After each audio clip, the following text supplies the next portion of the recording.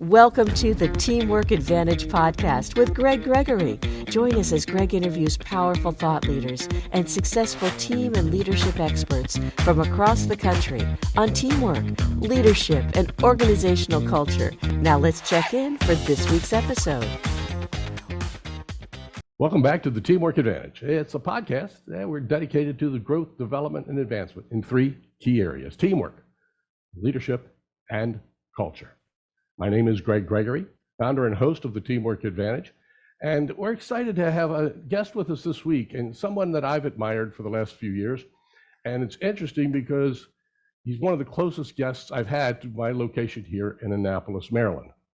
I just gave you a little background on our guest today. Again, we're focusing on three key areas, and our guest today brings us all three of those in one setting. So strap on, let's buckle in, and let's have some fun. Vice Admiral Sean Buck is the 63rd Superintendent at the United States Naval Academy. He's also a graduate of the Academy and received his commission in 1983, and he was a designated flight officer in the Maritime Patrol Community, where he flew on board PC-3 Orion and P-8A Poseidon aircraft, conducting a wide variety of missions alongside allies, partners across Europe, Asia, the Middle East, as well as Latin America. Prior to reporting to the Naval Academy, he held a command 5 times in his career, most recently as commander of the U.S. 4th Fleet. In this role, he commanded the U.S. naval forces deployed to South and Central Americas, engaged with allies and partners in a region to promote mutual security and interests for our nations. Building teamwork across nations is challenging. We're only working at it from teams that we work with on a regular basis. Vice Admiral Buck holds a master's degree in international security policy from George Washington. He also has completed studies at the College of Naval Command Staff, U.S. Naval War College, Armed Forces Staff College. He has a fellowship with the Massachusetts Institutes of Technology Seminar 21 in foreign politics, international relations, and national interest. So he also holds executive certificate programs at the Harvard Kennedy School, the Harvard Graduate School. I take it you enjoy education, Admiral Buck. Yes, sir. I love to learn. I'm always very hungry to learn. It makes you a better person. Yes, absolutely. And I've always said I never really enjoyed school, but I love to learn. So that was my philosophy throughout life. When did you decide and have an idea that you wanted to attend the Naval Academy as a midshipman? I think I'm one of the unusual ones. It was at a very early age. It was about 8 years old. I come from a Navy family. My grandfather served for 37 years in the U.S. Navy, both as an enlisted man and then earned his commission and ultimately retired after 37 years. My dad is a Naval Academy graduate and a naval aviator from the class of 48A. I had 2 of my uncles who I was close to attend the Naval Academy and serve naval careers, and a couple of cousins. So Greg, I think it was in my DNA, and some of the early experiences with my dad enjoying Army-Navy football games somewhat cemented my interest. And my dad fostered and nurtured that all the way to the application years, and then I got in. That is absolutely awesome. I'm not unlike you in that aspect. I took a field trip, and my father was the school bus driver. He had a little part-time job, drove the school bus. And we parked there on King George Street outside Gate 1. And I had a tour of the Naval Academy, and I was in the 4th grade and fell in love with it. Unfortunately, my nomination came going to West Point, and my heart was not in West Point. Mm-hmm. So I never did attend the Academy. I've had a great respect for those who do. Over the last years, the military has changed greatly. Teams have changed. Leadership has changed. And a group that draws from a diverse, and the Naval Academy does draw diverse people towards being midshipmen. What strategies have you come to expect from these individuals to building a cohesive team? How do you take young people to build such a strong, cohesive team today? Well, I think as your listening and viewing audience appreciates, our student body of about 4,400 young men and women by law come from every congressional district in our country and from all of our US territories. And we're also complemented usually by about 59 or 60 international students from around the world from our partner or ally nations. So you can, just as you've said, that's quite a diverse group of young men and women. They come from rural areas, they come from middle America, they come from very populated, high dense urban areas. And what we do, they come from all walks of life. There's kids that come from wealthy families, underprivileged families. They come from different educational school system backgrounds. And how we bring them together as a cohesive team is they get put in a very stressful environment when they first arrive. We call it Plebe Summer. That's about the first 6 to 8 weeks before their freshman academic year starts. And they quickly realize, very, very quickly realize how important teamwork is, that they will not be able to successfully navigate the Naval Academy rigors and obligations and demands unless they work together. They don't navigate it as individuals. So it's kind of a sink or swim, maybe a forced team building up front. And then once they realize the importance of that man or that woman standing by either one of their sides or in front or behind them, and they either see that those folks help them get through a tough spot, or they feel the elation and the pride of helping another one of their classmates get through a tough spot, that naturally builds an unbelievable cohesion of teamwork. And then they carry that on for the next 4 years through their journey at the Academy, which does not get any easier. The demand signals get even stronger over the 4 years. And it's fun to watch that evolve, Greg. It's fun to watch a young man or woman who may have been very successful in high school, either academically or in their respective sport, or they may be a very accomplished musician, and they come together and they realize they're in a highly competitive environment, but they're not the best, and they need to work together to succeed as a team. That is so powerful, because what you teach in those 6 to 8 weeks just is the foundation. And then, of course, it continues over the 4 years that they're a midshipman. You don't choose your roommates here at the Naval Academy, at least initially you don't.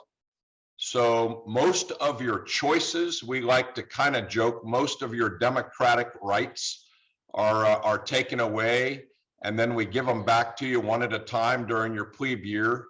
And we want you to learn how to be a good teammate. The other purpose of plebe year that builds that cohesion and that unity is plebe year is meant to teach you how to be a follower, because you can't be, ultimately, you can't be a good leader if you don't know how to follow. So all of them are thrown into that same environment of learning to be followers when they're all usually A-type personalities and they all want to lead. Absolutely.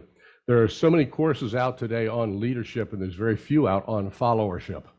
And I find that fascinating when you start to look at that.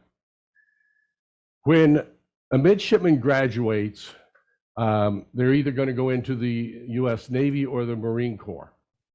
They're graduating as a commissioned officer, which means they have some leadership abilities at that point. What is one of the most important things I've always talked about is listening. How important is listening to being a very strong and developmental leader? Greg, the best leaders in the world are the best listeners. And then those that practice active listening are truly the best listeners. And there's a big difference between hearing someone speak to you, speak at you, speak with you, or speak amongst your team. And there's another thing to actually listen and absorb and comprehend what they're saying. Mm-hmm. So we try to teach active listening here and the importance of listening. I would suggest that probably 80 or 90% of the solution of any problem set given to a leader can be resolved or solved by listening to those teammates around him or her. So real important to be a good listener. I remember my mother saying, "You hear me, but are you listening to me?" That's exactly right. And as you've just alluded to, I think we all, if we're fortunate enough to be raised, with a mother and a father that are in our world, we learn a ton of life lessons from our moms. Yes. Oh, absolutely. There's no doubt about that. This is a tough question because we talk on here about teamwork and leadership. So as an ensign begins to move forward in the Navy and begin to lead, they've got to listen, they start to build up, and they start to move through the ranks. And there's certain things they need to do to advance. What are things that leaders should be focusing in on today to really advance his or her career in the Navy or even beyond the Navy? Well, at lunchtime today, as a matter of fact, I'm being given the opportunity through invitation to go speak to one particular company's graduating seniors about entering the fleet here in just a few short months. And what I'm going to share with them over the lunch hour is, what does a commanding officer in the Marine Corps or the Navy initially expect of them as they enter the fleet? They're a newly commissioned officer. They were in this leadership laboratory at the Naval Academy for 4 years. They are perceived to be confident, competent leaders, but we still need to tell them what is most expected of them as they enter as young ensigns and second lieutenants. I'm going to tell them today that the number one thing that we need them to do is to work very, very hard to become the fiercest and most competent warfighter that they can be in their respective units. If they go to an aviation squadron or a submarine or a ship or a Marine Corps platoon, their senior leadership is looking at them and depending on them to become super competent at their warfighting skill set first. And they'll be given time to do that. The second thing that they need to do, and it's a close second, is they'll immediately be given the responsibility of leading a small group of sailors or Marines. It won't be a large group, it'll be a small group. And they need to immediately commit themselves, their time, their energy, their thought, their love, their passion to taking care of those men and women that are put in their charge. And that usually, to combine those two tasks, that usually requires that young ensign or second lieutenant commit a lot of their free time. It's a 24-hour-a-day job to serve as a competent commissioned officer in our military. So if they take those two things seriously and they commit themselves to that, I've seen it day in and day out amongst the officers in my many wardrooms that I've had a chance to command. Those officers will succeed because, one, they'll be trusted by their commanding officer to be put into the fight and know that they're going to fight and win. And they're also going to be trusted by their young sailors and Marines who see a new leader in their particular squad or division or platoon. And those men and women will trust them and give them the shirt off their back and fight and win alongside them. Let's look beyond the Navy and the Marine Corps for a moment. Let's look to private sector, because we have a lot of folks listening from around the world. We've been downloaded in over 70 countries at this point. Talking about becoming a warfighter, how can you translate that to a private sector's type of position? What would you recommend for somebody in that scenario? I believe it translates very well, Greg. Mm-hmm. I'm about to do this myself. I transitioned this coming summer after 44 years of naval service. And what I'm finding out very quickly is the leadership skills that I have learned and practiced in the military are exactly the same leadership skills needed in the private sector. It's all about taking care of people. It's all about a keen focus on the mission of your organization and working hard to try to have that organization succeed and prosper. It's all about listening, and it's all about the care and feeding of the men and women that you're responsible for or that you serve and get to work alongside. It translates very, very well. I just realized that in the private sector, I will wear a different uniform to work, but I can be the same person that I've been for 44 years. And I'm hopeful that I will be invited in and respected by and enjoyed by the men and women that I'll work with in my next career path. And that applies not only to me, but that applies to every single one of us who will transition out of wearing our uniform into the private sector throughout our lives. Absolutely. I understand that the military in general has actually worked with the National Football League in the past about helping former players make that same transition from their short career professional athlete to private sector, because there are quite a few similarities there. They're so focused in one area of work. So making that transition is important. And I agree, I think there's a lot of similarities that can be drawn between the military and the football transition, but also between military leaders and civilian leaders. So, yes, sir. I think one thing that may be advantaged by a military service member transitioning also is by job description. Many people, we practice our leadership skills 24 hours a day. 7 days a week. We're on the entire time, and we have many opportunities to succeed with our leadership skills. And unfortunately, but it's reality, we have many opportunities to fail.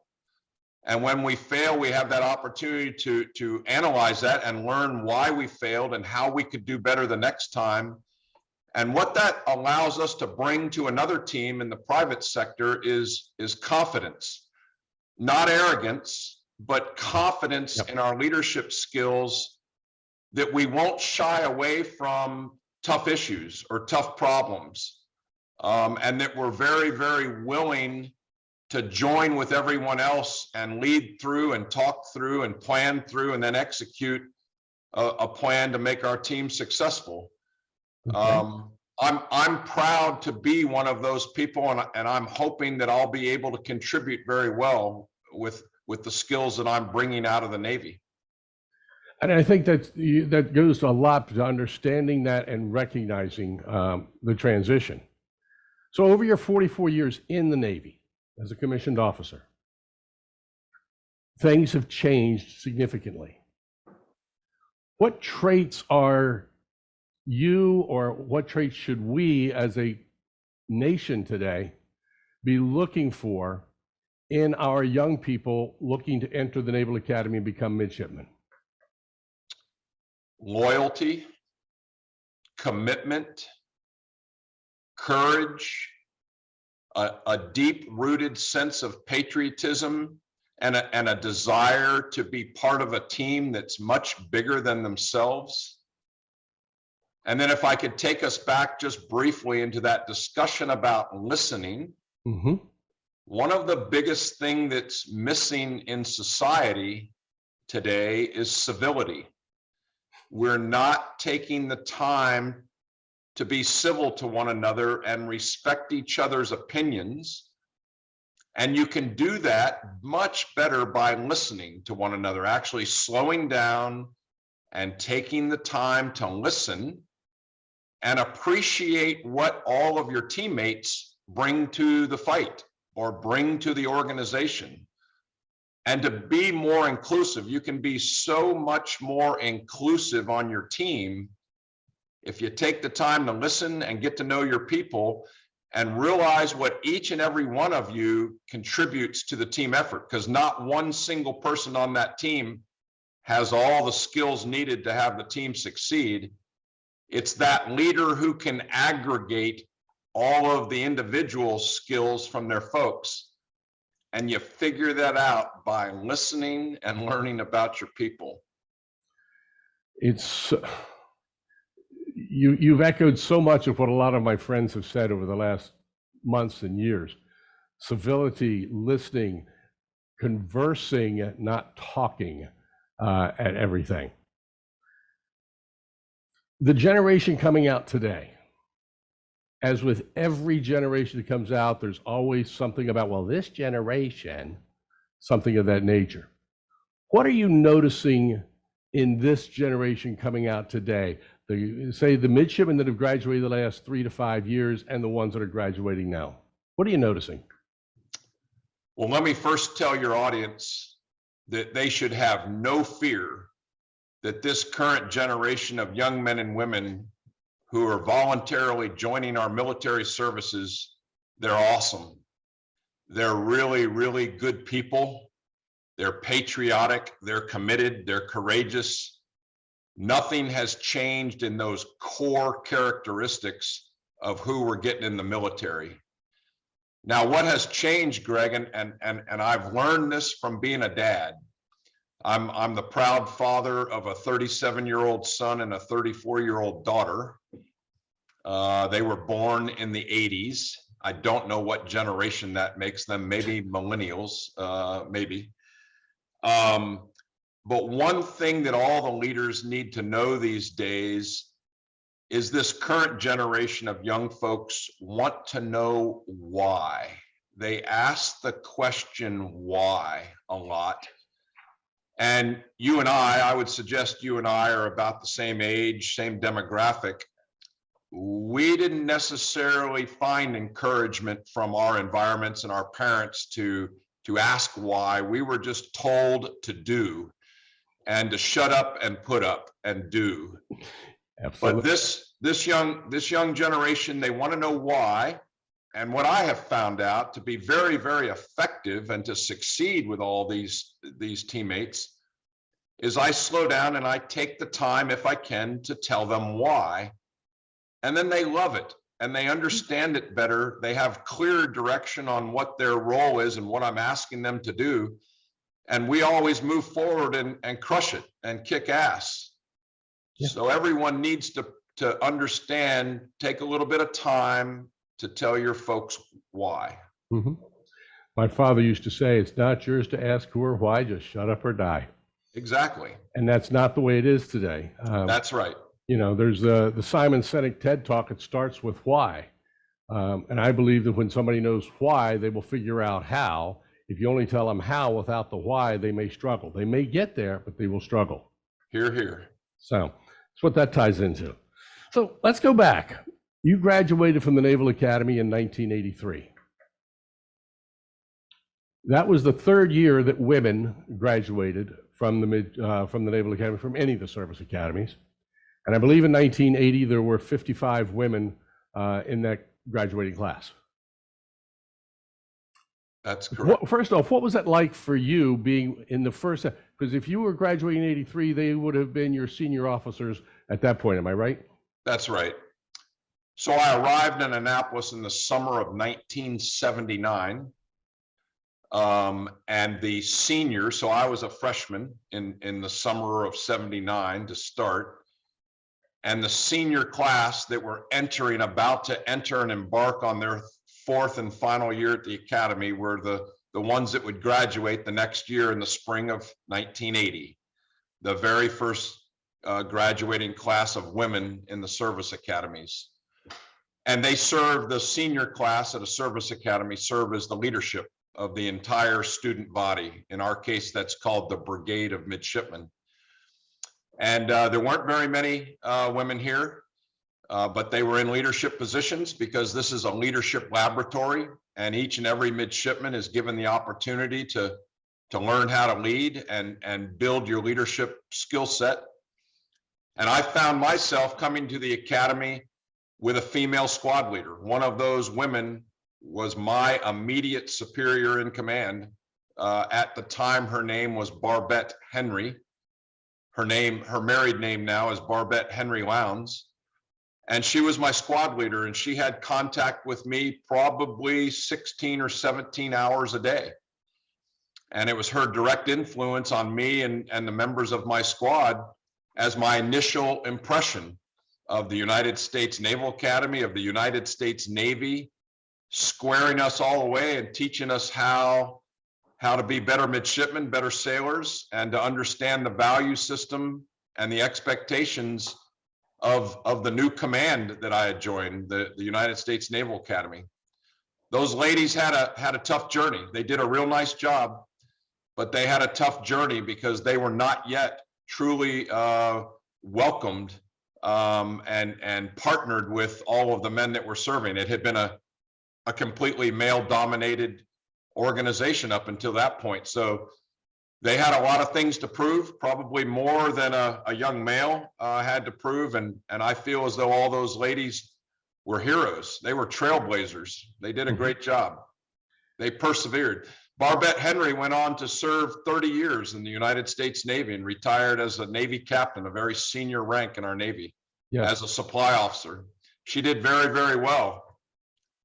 And that's incredible to recognize that, because I know at the time there were so many people, and even to this day, there are some people who say women don't belong in the military. And you just said that that's absolutely untrue at that point. It's somewhat of an ignorant statement because the people are not realizing what the world population demographic is going to be in mid-century. If you read demographic studies around 2050, 2052, 51 or 52% of our country's population is going to be female. And whatever your organization you're in, whether you're in the private sector or whether you're in the military, whatever it may be, you want leaders, you want good leaders, and those leaders come from that population of people in your country that can join and volunteer and serve. And if half that population's female, then you better get on board. There's going to be female leadership in every single organization that we have in our respective environments, in our communities, in our military, in our private sector. So they need to kind of get on board and figure it out. They're a day late and a dollar short when they still come up with those very strong, uninformed opinions. Yeah. How have women made the Navy better? The women have made the Navy better because they have brought a diverse perspective to military teams and to our Navy team. We clamor to have people from every walk of life. I believe diversity is a very powerful tool, and it's probably best displayed in the U.S. military. And all aspects of diversity, gender diversity, racial diversity, religious diversity, socioeconomic diversity, educational diversity. We find out that midshipmen that have had a lot of international experience by living abroad and living in other cultures, that is a perspective that they bring to the rest of their classmates here that's fascinating. They speak multiple languages, they've learned different cultural norms, and it makes them better warfighters once they commission, because we're never going to fight it alone as a nation with our military. We're always going to fight with our partners and our allies as a more powerful team. And if you've grown up in more of a diverse environment where you are used to being around people that don't look like you or talk like you, and you respect them for who they are and where they came from, that's very powerful. And you and I well know that a woman's perspective on things can be very different than a man's perspective. And it's good to have both of those as we tackle problems. Yeah. You're spot on, and I agree with 100% of what you're saying, because we need different perspectives, and that's just one that's coming to the table. What advice would you, speaking to women today, what advice would you give females looking to get into and expand on their leadership and their responsibility? To not be afraid to pitch into the fight. We have a pretty impressive statistic here right now.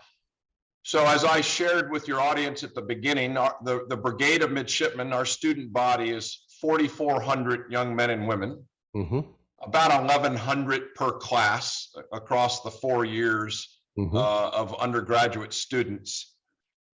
Women currently make up about 30% of the Brigade of Midshipmen, but they are currently holding or serving in 44% of the leadership positions in the Brigade of Midshipmen. Wow. And they're doing very well, Greg. That's doing impressive. very, very well. So and they don't get handed that role. They have to earn that role. Yes, they have to earn it. They have to want to do it. They have to train toward it. And it comes with a lot of pressure to step up and be a leader, because it's above and beyond all the other obligations that you have as a midshipman, your academic obligations, your physical mission obligations. To take on a leadership role at the academy is above and beyond. So my message to the ladies are, just come to the Naval Academy and see how many women are serving in leadership roles, and step up and do it. It's good. It's what we're trying to develop here, are leaders of character for the United States Navy or Marine Corps. And beyond at that point, because not everyone who graduates from the academy is going to spend 30, 40 years on active duty. Exactly. And when you read our mission statement, it's to develop leaders of character to serve in uniform and or in roles in our government, private sector for the rest of their lives. We've talked about teamwork. We've spent some time on leadership. Let's talk about culture. How would you define the culture at the United States Naval Academy? Culture currently is very cohesive. It's real strong, but it could always be better. Each year, as a commander in the military, every commanding officer is required to survey their workforce to try to get a pulse of what that culture is. I have had that obligation. I've done it each year that I've served here. And it is a report that comes directly back to me, in which men and women anonymously are allowed to talk about the culture and give you a grade, give me a grade, and tell me what's good and tell me what can be better. Right now, we have a pretty good culture of those that listen to one another. They treat each other with dignity and respect. There's a great sense of teamwork, as we talked about at the beginning of the podcast. And when you put all of that together, that creates a culture in which I want this. This is an ultimate, consummate demand of mine for our culture here. I want every single soul, man or woman, that lives here, works here, comes to visit here on the grounds of the Naval Academy. I always want them to feel as though they work in a safe environment that's free from discrimination. It's free from an unsafe environment.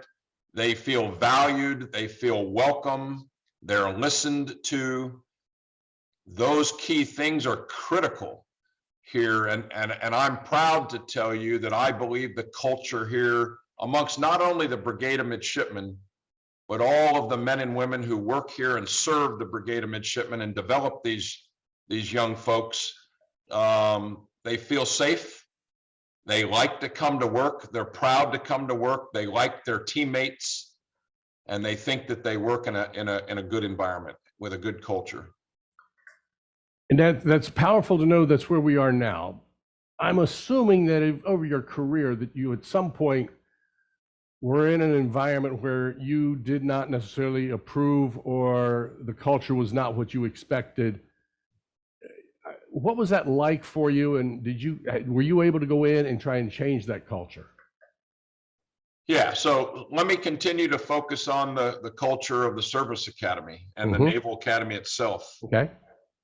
Right now, as I said, we can always do better. We're always looking every day how we can make it better. And right now, a recent report came out in the press that talked about the prevalence of sexual assault at the Naval Academy and sexual harassment. I'm not very proud to tell you or your listening audience that since 2014, the prevalence of that has increased. That's bad. We need that to end because that's definitely not creating a culture of safety. And it's not a culture of treating one another with dignity and respect when that crime is committed. And I'm hell-bent and I'm committed to making that go away at the Academy. That has been something that has also been an effort of mine in every command that I've been in, to get rid of those types of horrible things that break down the culture of a command, of a team, mainly sexual assault and sexual harassment, and not treating each other well. And that has actually defined me in one particular tour of duty. As a flag officer, I was assigned to be the Navy's sexual assault prevention and response officer and suicide prevention officer. And that was tough work because none of that is good news. But I felt as though it was a labor of love and a labor of commitment to try to improve those things and get it out of our workforce. What would you do? What are ways you go about changing a culture? What I found out is, one, talk to small groups of your organization. You can't put a message out effectively to very, very large audiences. It's quite often lost on the audience. So you have to take the time to break your team down into small units where you can truly have thorough, hard, small discussions where you can include more people and their opinions in the discussion. So that's one strategy, and that takes a lot of effort. Takes effort and takes a lot of time. And takes a lot of time, which is time is a very precious resource. Also, I found out in those small groups, some of the most powerful ways to teach and to educate is through testimonial, storytelling, honest storytelling, and getting people tell your own story, my story, if I'm the speaker, or asking our speaker to give their own testimonial, because your audience can then relate to you much better. Because more times than not, people sitting in that audience have had the exact experience as you have, and they never perceive that you might have had that experience. And then you join yourself to that audience much better. They listen better, they learn better. And I think those are the two most effective ways to educate and try to flip something that might be bad in your culture, and tell them, and then go back to, Greg, tell them why. Yeah. So why do we need to rid the Navy and the Marine Corps and the military services of sexual assault? The why is because it breaks down readiness. It decimates the readiness of a military unit if members are suffering the aftermath of a sexual assault. And so we're all about warfighting readiness. You as a citizen, all your listening audience, you expect us to be ready 24 hours a day to go fight and win and protect our country. And we can't be 100% ready if we got all sorts of internal problems in which we're attacking ourselves instead of spending time attacking the enemy. Yeah. Internal fighting is a cancer. Absolutely. There's no doubt.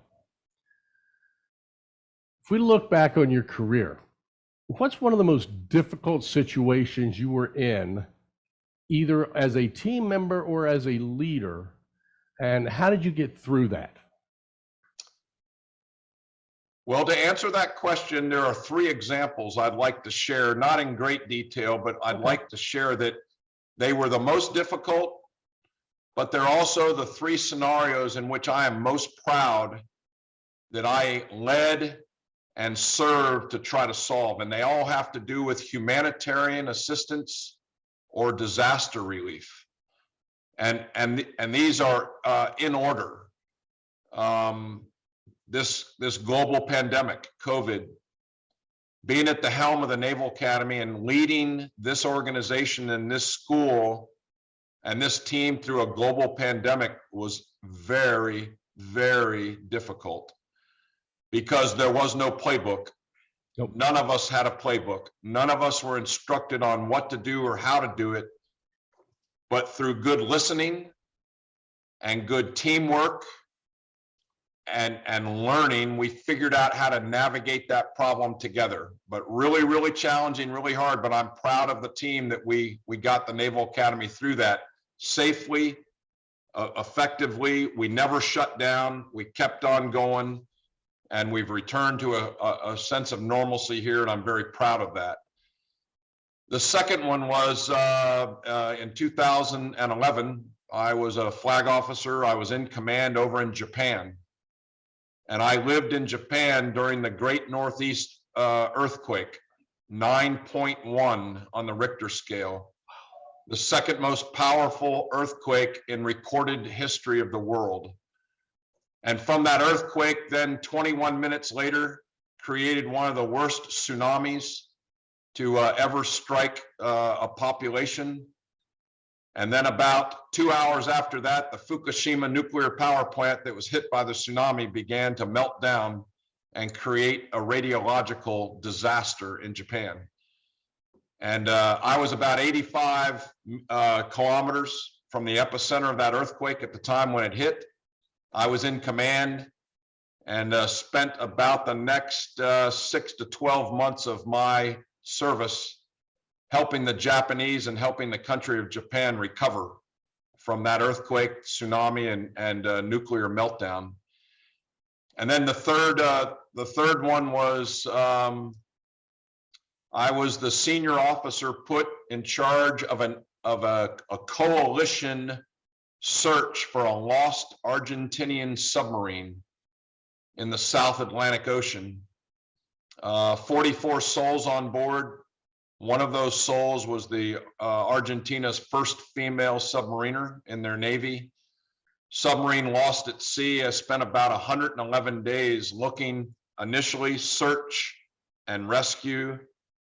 But after about 8 days, when we knew that there was no more available oxygen on that submarine, it was going to turn into be a search and recovery.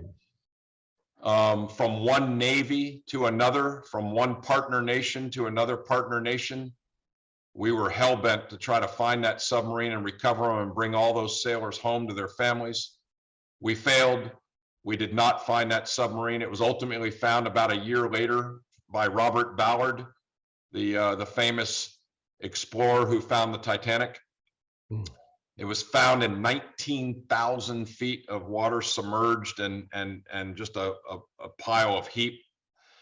But those three efforts, Greg, were the hardest things that I've done in my career, but I'm also the three things I'm most proud of, trying to help other people and help partner nations. Wow. Yeah, you said a number there that I can't even begin to fathom, of 19,000 feet deep. Yeah. Yeah. Moving forward, going into leadership into the private sector,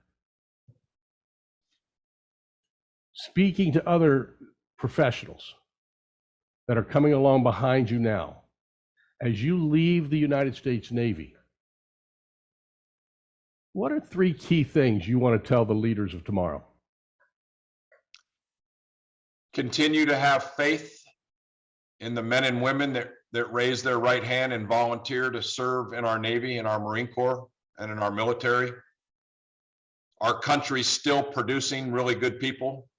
My hat's off to a lot of moms and dads around the country who are raising fine children and who are still encouraged and motivated to join the military. So the leaders that come behind me have faith. Their sailors and their Marines are continue to be really good people. I would suggest to them to work really hard on their culture, their command climate, and continue to devote themselves to creating an atmosphere and an environment where their sailors and their Marines can thrive. That's their responsibility as the leader, to create that good culture. And if they do that, the rest is easy. Their teammates, their sailors and their Marines will enjoy doing what they do, and they'll have a winning team. And then the third thing is to continue in senior leadership positions, continue to be good listeners. It's well over half the problem. Solving the problem is to be a good listener. Admiral Buck, it's been a privilege to have you on board here with us today. It's been my privilege. I appreciate your invitation to allow me to join you. And I wish you the best of luck moving forward in your new endeavors. The power behind what you have done with the military is just, it touches me, being someone who appreciates the military for everything that it is. And I wish you the best of luck moving forward. Thank you, Greg. Folks, United States Naval Academy, I like the term you use, sir. You use the term a leadership laboratory for the Naval Academy. And I think that's just a very powerful, powerful term. Lessons can be learned. I've shot pictures and videos from across the Spa Creek back towards the Naval Academy talking about leadership that's conducted and learned there. So the power behind the Naval Academy and what you've listened to today is great. I encourage you to go back, listen to this again, pick up the salient points, figure out what you can do, translate that into how you can use it in your business, because it is transferable skills that can be brought across. Teamwork, leadership, culture. Those three things are powerful all the way through. It's a Venn diagram that sets itself up. Folks, once a week with the Teamwork Advantage, you get ideas of things that you can do, use, and work on immediately to build a better teamwork, leadership, and culture. When you listen to the Teamwork Advantage, you're not average. So as I always say, do not have a good day. Good days are for average people. When you listen to this podcast, you're not average. So go make today excellent and exceptional. So next time, take care.